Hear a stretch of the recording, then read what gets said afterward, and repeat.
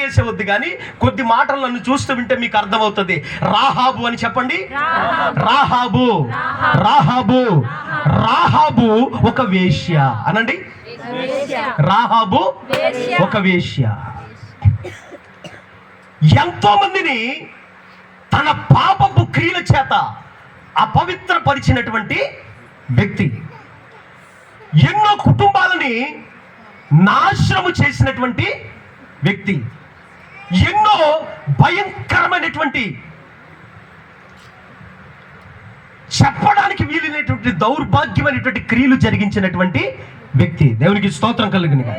హల్లెలూయా హల్లెలూయా. ఒకానొక సమయంలో ఆమె ఎవరి గురించిందంట? ఎవరి గురించిందంటండి? హల్లెలూయా. ఎవరి గురించిందంట? దేవుని గురించి విందంట. దేవుని యొక్క సాహస కార్యాల గురించి విందంట. దేవుని యొక్క గొప్పతనం గురించి విందంట. దేవుని యొక్క రక్షణ సంకల్పం గురించి విందంట. దేవుడు ఎలా నాశనం చేస్తాడో విందంట. దేవుడు ఎలా రక్షిస్తాడో విందంట. దేవుడు ఎలాగూ చేయగలడో ఎలాగూ చేయలేడో, ఏ విధంగా తన సామర్థ్యమును కనుపరచగలడో వాటన్నిటినీ విందంట ఈ రాహాబు. హల్లెలూయా హల్లెలూయా.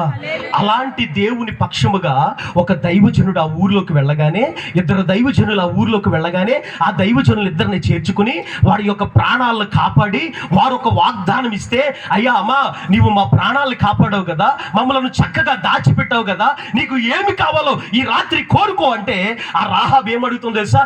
రాహాబు ఎవరని చెప్పుకున్నామండి? చెప్పాలందరూ కూడా గట్టిగా. వేశ్య. వేశ్య ఏం ఆశిస్తుంది? ఏం ఆశిస్తుందమ్మా? డబ్బు ఆశిస్తుంది. అంతే కదండి. తన శరీరాన్ని అమ్ముకునేది దేనికోసం? డబ్బుల కోసం. అంతే కదా. ఇక విషయం చెప్పనా, ఆ డబ్బు మీద ఆధారపడి బ్రతికే వాళ్ళు చాలా మంది ఉండొచ్చు.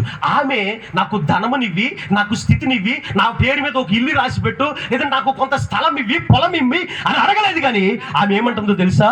అయ్యా దైవజనులారా, మీరు ఆరాధించుచున్న దేవుడు గొప్ప దేవుడని, నీ దేవుడు నిజమైన దేవుడని, ఆయన సాహస కార్యాల గురించి నేను విన్నాను.